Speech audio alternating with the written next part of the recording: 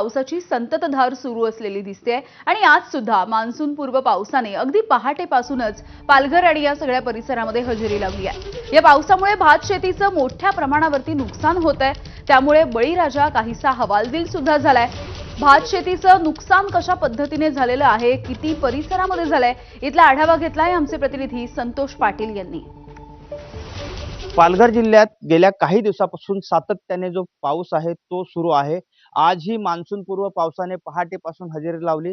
सध्या थोडीशी उसंत घेतली असली तरी पावसाचा जोर आहे तो कायम आहे आणि ह्याचाच परिणाम म्हणून आपण बघू शकतो की पालघर जिल्ह्यामध्ये सूर्या प्रकल्पाच्या उजव्या आणि डाव्या कालव्यातून जे पाणी सोडण्यात येतं त्याच्यावरती उन्हाळी भात शेती केली जाते आणि त्या भात शेतीचं मोठं नुकसान व्हायला सुरुवात झालेली आपण पाहू शकतो की शेतामध्ये जे भात आहे ते कापून टाकलेलं आहे शेतकऱ्यांनी। त्याचप्रमाणे काही भात आहे ते पूर्णपणे पिकून आलेलं आहे, अगदी चांगलं पीक आलेलं आहे। मात्र हा पाऊस जो सुरू आहे त्या पावसाने हे भात पिकाचं मोठ्या प्रमाणात नुकसान करायला सुरुवात झालेली आहे। पालघर जिल्ह्यातला विचार करायला गेला तर काही वीटभट्ट्यांचं मोठं नुकसान झालेलं आहे, तर इतरही काही गोष्टींचं नुकसान आहे ते ह्या पावसामुळे झालेले। जवळपास 55 कोटीच्या आसपास जो आकडा आहे नुकसानीचा तो इथूनच्या जिल्हा प्रशासनाने जाहीर सुद्धा केलेला आहे। एकूणच पाहायला गेलं तर गेल्या काही दिवसापासून हा पाऊस सुरू आहे आणि त्यामुळे हे हातातोंडाशी आलेलं पीक आहे ते शेतकऱ्यांना आपल्या घरामध्ये आणणं आता कठीण झालेलं आहे।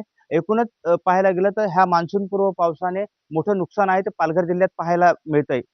संतोष पाटील, एबीपी माझा, पालघर। समुद्रामध्ये बुडणाऱ्या एका परदेशी जहाजावर